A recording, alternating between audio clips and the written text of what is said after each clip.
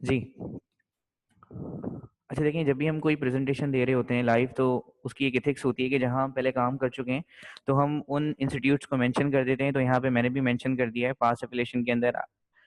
ये पहला तो आपके पास पागल खाना है, डॉक्टर अब्दुल लतीफ़ गरीर खान हॉस्पिटल है। तो आपको पढ़ाने से पहले मैंने यहाँ ट्रेनिंग ली है ताकि मुझे कोई ऐसा मसला ना हो आपको पढ़ाने में। और भी ये इदारे हैं बहुत सारे। इसी तरह से यहाँ पे करंटली मैं इन्वॉल्व हूँ, जो आपके सामने भी नज़र आ रहे हैं। अच्छा, खैर हमारा टॉपिक जो है वो चिक डेवलपमेंट का है। और आप देखें बार बार अपनी वीडियोस को ऑन कर रहे हैं, आप इसे ऑफ कर दीजिए। कल से खैर मैं सेटिंग की कुछ इस तरह से कर दूंगा कि आप ऑन ही नहीं कर पाएंगे। अच्छा ये देखें, सबसे पहले एक बात मैं आपको बता दूं कि जो आपके पास अंडे हैं, एग्स हैं, इनका भी एक जेंडर होता है। ठीक है, तो इसका मतलब जब एग फॉर्म हो जाता है तो उसका कोई ना कोई पर्टिकुलर जेंडर होता है। ऐसा नहीं होता कि एग पूरा प्रोसीड हो जाता है उसके बाद उसका जेंडर आता है। तो एग का भी कोई पर्टिकुलर जेंडर है, इसका मतलब एग्स की भी कोई ना कोई फीलिंग्स होती होंगी।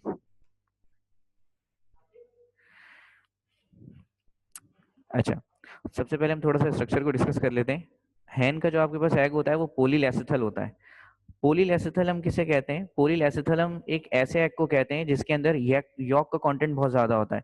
यॉक हम जर्दी को कहते हैं। यहाँ पे मैं मेंशन भी कर देता हूँ, जो हैंस का एग है ना, मुर्गी का अंडा होता है, वो पोलीलेसिथल है। पोलीलेसिथल का मतलब है एक ऐसा अंडा जिसके अंदर जर्दी का कंटेंट ज्यादा है। ठीक है, बहुत सारे अंडे ऐसे होते हैं जिसके अंदर जर्दी का कंटेंट ज्यादा नहीं होता, बहुत सारे एनिमल्स के। तो जब भी हम मुर्गी के अंडे की बात करते हैं तो उसके अंदर जर्दी का कंटेंट ज्यादा होता है, इसलिए हम इसे पोलीलेसिथल टाइप कहते हैं एग को। सेकेंड आपके पास है cytoplasm is restricted to small parts at animal pole called germinal disc और ब्लास्टोडिक्स। कुछ नहीं, माइक ऑन नहीं किया हुआ इसलिए नहीं आ रही। आपको नहीं आ रही? ज्वाइन ऑडियो पे क्लिक तो करें। अच्छा, जो आपके पास साइटोप्लाज्म है, साइटोप्लाज्म का मतलब आपको पता है, सेल का जो मटेरियल है जितना भी, वो कहाँ पे रिस्ट्रिक्टेड है? वो एक सेंटर वाले पोर्शन पे रिस्ट्रिक्टेड है, जिसे हम कहते हैं एनिमल पोल, या फिर हम कहते हैं जर्मिनल डिस्क, या फिर हम उसे कहते हैं ब्लास्टोडिक्स। ये बात आपको ज्यादा अच्छे से, अभी मैं आपको डायग्राम में समझाऊंगा तो ये आपको ज्यादा अच्छे से क्लियर हो जाएगी। ठीक है, बस अभी आप इतना याद रखिए कि जो हैन का एग है वो पोलीलेसिथल है। पोलीलेसिथल का मतलब उसके अंदर जर्दी का कंटेंट ज्यादा है। सेकंड आपके पास क्या है? आपके पास जो साइटोप्लाज्म है वो सेंटर में रिस्ट्रिक्टेड है। ठीक है, और उस सेंटर पॉइंट को हम किसका नाम देते हैं? उस सेंटर पॉइंट को,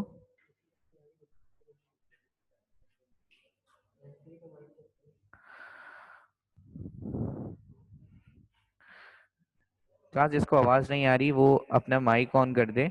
आपने अपने माइक्स ऑन नहीं किए हुए, आप चैट में बता रहे हैं, मैं एक दफा चैट में और भी लिख देता हूँ कि आप ज्वाइन ऑडियो पे क्लिक कर दें ताकि आपको आवाज आना शुरू हो जाए।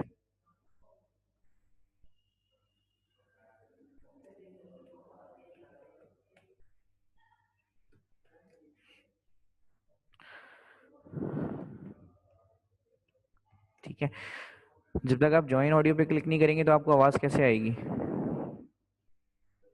तो काइंडली ज्वाइन ऑडियो पे क्लिक कर दें ताकि आपको आवाज आना शुरू हो जाए। ऐसे तो फिर मैं लेक्चर कैसे लूंगा?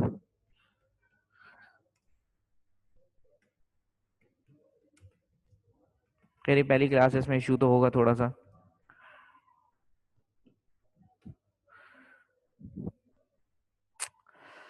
ठीक है, तो सबसे पहला पॉइंट हमने ये पढ़ा था कि जो मुर्गी का अंडा होता है उसके अंदर जर्दी का कंटेंट ज्यादा होता है, इसकी वजह से हम इसे पोलीलेसिथल टाइप कहते हैं। सेकंड ये है कि सेल का जितना भी मटेरियल है वो सेंटर में लाया करता है। ठीक है, उस सेंटर वाले पोर्शन को हम कहते हैं एनिमल पोल, या फिर जर्मिनल डिस्क, और या फिर हम उसे कह रहे होते हैं ब्लास्टोडिक्स। ठीक है, फिर अगर आपने कभी अंडा पकाया है या कभी आपने अंडा तोड़ा है तो आप देखते होंगे कि जर्दी के ऊपर एक लेयर होती है छोटी सी, और जैसी वो आपसे फुट जाती है तो सारी जर्दी बाहर आ जाती है उसमें से। इसका मतलब जर्दी के ऊपर कोई ना कोई कंटेंट भी है, कोई ना कोई मेम्ब्रेन भी है। उस मेम्ब्रेन को हम किसका नाम देते हैं? उस मेम्ब्रेन को हम वेटलिन मेम्ब्रेन का नाम देते हैं। यहाँ पे मैंने मेंशन भी किया है, yolk is covered by the vitelline membrane which is surrounded by albumin. Albumin क्या है? एल्बुमिन वो व्हाइट जिसको आप सफेदी कहते हैं। ठीक है, तो पोलीलेसिथल टाइप है, इसका मतलब जो जर्दी का कंटेंट है वो ज्यादा है, प्लस साइटोप्लाज्म सारा का सारा सेंटर में लाया कर रहा है, जिस सेंटर पोजीशन को हम क्या कहते हैं? एनिमल पोल, जामिनल डिस्क, या फिर ब्लास्टोडिक्स। मेरे ख्याल से यहाँ तक कोई मसला नहीं होगा जिनको आवाज आ रही है। सेकंड आपके पास क्या है कि आपके पास जो जर्दी है उसके ऊपर एक लेयर होती है, ये आपने पकाते में भी देखा होगा अंडा, जैसे ही आप उसे फोड़ते हैं जर्दी सारी बाहर आ जाती है, उस लेयर को हम कहते हैं वेटलन मेम्ब्रेन। ठीक है। और इस वेटलिन मेम्ब्रेन के आसपास सारी की सारी क्या प्रेजेंट होती है आपके पास, सफेदी प्रेजेंट होती है। अच्छा, उसके बाद देखें, आपने अगर अंडा देखा हो तो अंडे में जहां पे जर्दी होती है, जर्दी के आसपास आपको थोड़ा सा एक रोप लाइक स्ट्रक्चर भी नजर आते होंगे व्हाइट कलर के। ये मैं आपको डायग्राम से भी और क्लियर कर देता हूँ। तो उन रोप लाइक स्ट्रक्चर्स को एक लेफ्ट साइड पे तो दूसरा राइट साइड पे होता है, इसे हम कहते हैं चिलेसा। इस चिलेसा की भी मैं आपको डायग्राम दिखा देता हूँ। अच्छा खैर, फिर उसके बाद ये पॉइंट तो आपको पहले से ही पता है कि egg is protected inside heart. अंडा जो है वो प्रोटेक्टेड होता है, महफूज होता है एक हार्ड कोट के अंदर। प्लस यहाँ पे लिखा हुआ है पोरस।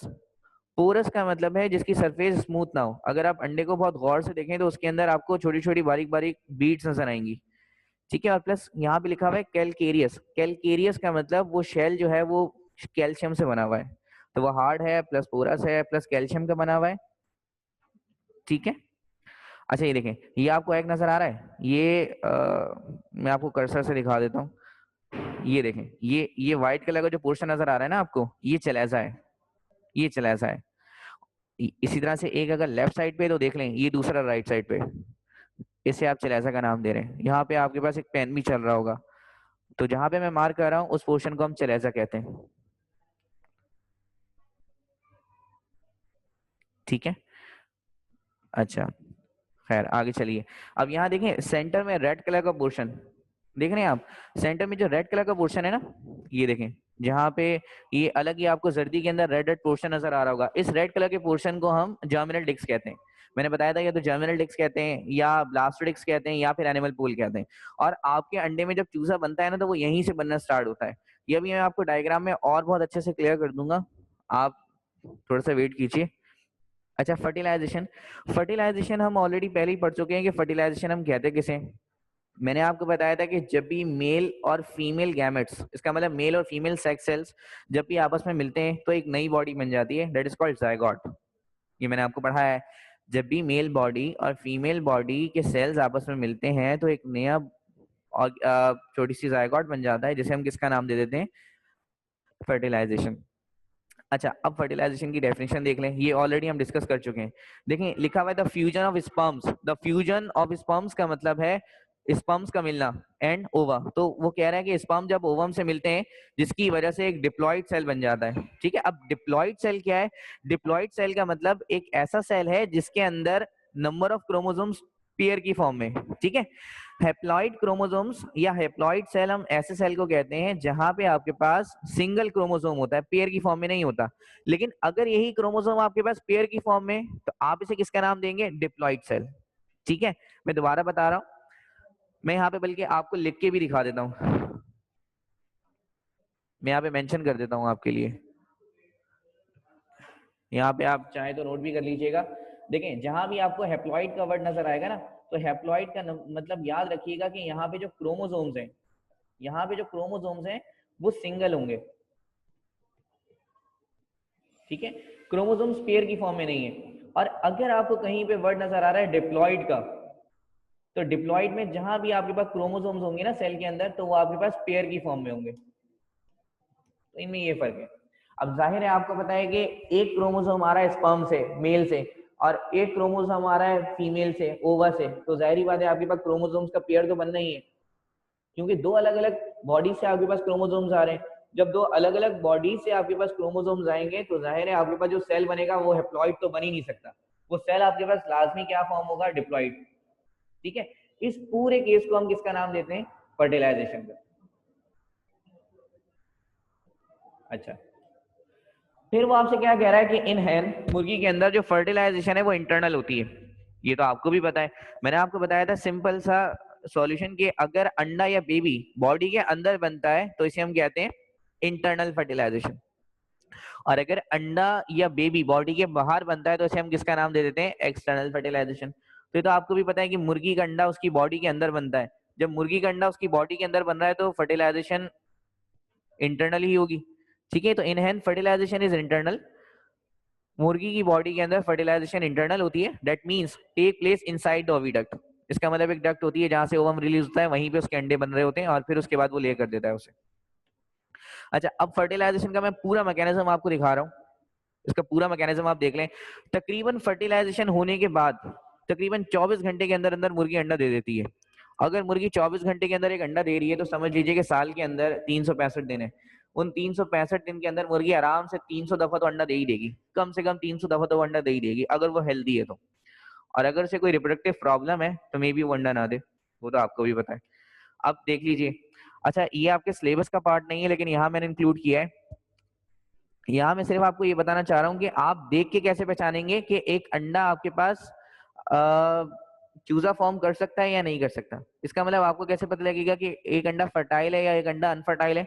देखिए कभी भी आप जर्दी को देखेंगे ना, और जर्दी के अंदर अगर आपको ये जो स्पॉट है ये आपको बड़ा नजर आए, ये देखें मैं यहाँ पे मेंशन कर, ये देखें स्पॉट देख रहे हैं व्हाइट कलर का, ये व्हाइट कलर का, ये पूरी पीपीटी में आपको दे दूंगा, इसमें से आपने कुछ लिखने की जरूरत नहीं है, बस सिर्फ आप कॉन्सेप्ट समझिए। ये पूरी पीपीटी मैं आपको व्हाट्सएप पे सेंड कर दूंगा। ये देख रहे हैं ये जो व्हाइट कलर का पोर्शन है ये बहुत ब्रॉड है, और अगर कभी भी ये व्हाइट कलर का पोर्शन ब्रॉड नजर आएगा ना तो डेफिनेटली अंडे के अंदर से चूजा लाजमी निकलेगा।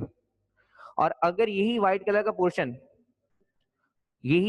पोर्शन अगर छोटा सा होता, समझे ये ऐसा डॉट लगा हुआ होता, तो समझ जाएगा इसमें से कभी भी चूजा नहीं निकलेगा, ये पोलर बॉडी है। आई बात समझ में। इस तरह से हम अंडे को आइडेंटिफाई करते हैं कि अगर उसके अंदर आपके पास ये जो व्हाइट कलर का सर्कल है ना सेंटर के अंदर, अगर ये ब्रॉड है, ये बड़ा है, तो आप समझ लीजिएगा कि अंडा फर्टाइल है और इसमें से चूजा लाजमी निकलेगा। और अगर जो व्हाइट कलर का पोर्शन आपको नजर आ रहा है, अगर ये आपके पास बहुत ही नैरो है, तो फिर आप समझ जाइएगा कि आपके पास ये जो अंडा है ये अनफर्टाइल है। इसका मतलब इस अंडे में से कभी भी चूजा नहीं निकलेगा। मेरे ख्याल से ये पॉइंट आपको क्लियर हो गया होगा। आगे चलते हैं। अब मैं एक एक करके आपको डायग्राम से दिखा देता हूँ कि होता क्या है। उससे पहले हम इंक्यूबेशन को देख लेते हैं। इंक्यूबेशन क्या है?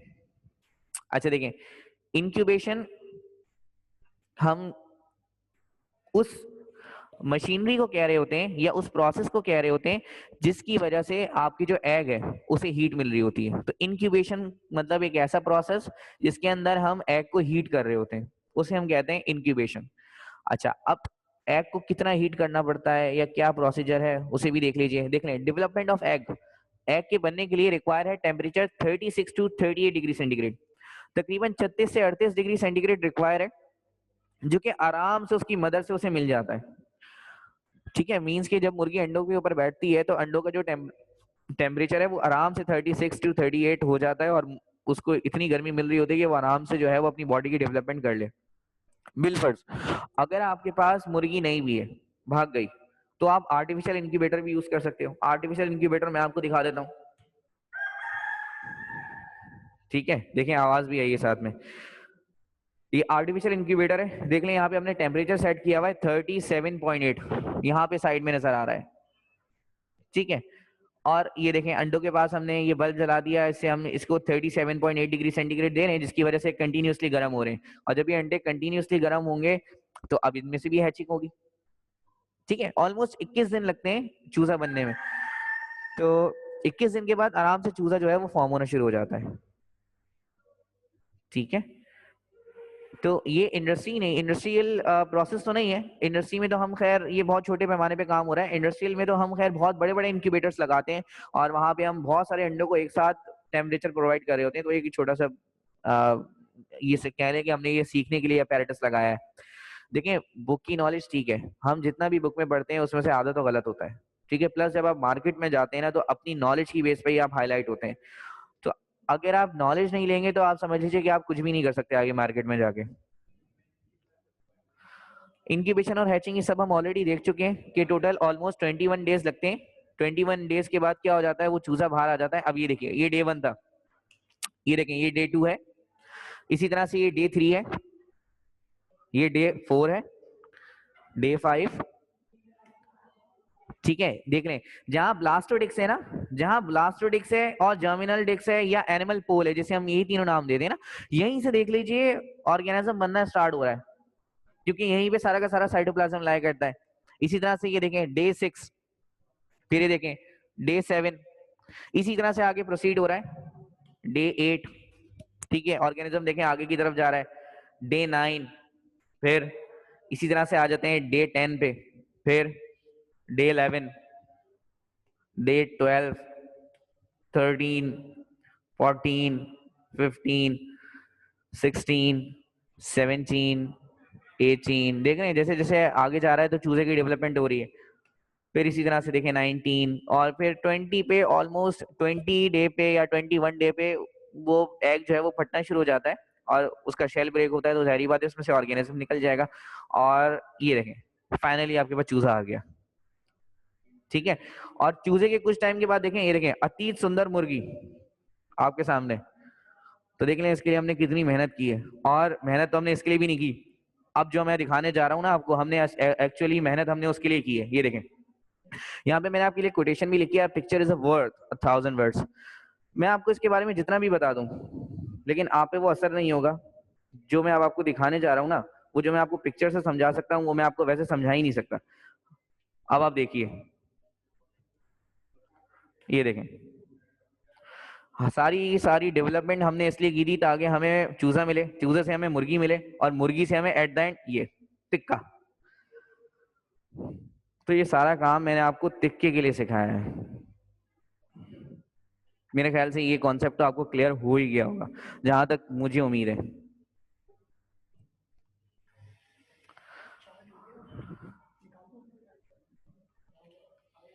अच्छा, अब मुझे बताइए आपको कोई क्वेश्चन है? देखिए मैं सिर्फ उनसे पूछ रहा हूँ, सिर्फ उनसे पूछ रहा हूँ जो कि शुरू से क्लास ले रहे थे।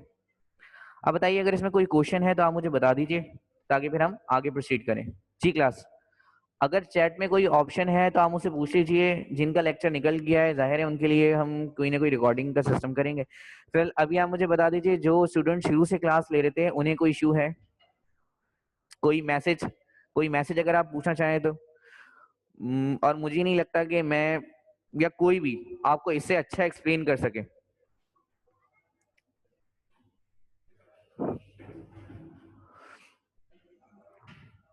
ठीक है, मैं उन्हीं की बात कर रहा हूँ जिन्हें सॉफ्टवेयर यूज करना आता है, थोड़ा बहुत उन्हें जूम चलाना आता है। मेरे ख्याल से सब क्लियर होना चाहिए। और इस प्रेजेंटेशन में शायद रातों की मेहनत है। अब आपका काम है इसे याद कर लीजिए।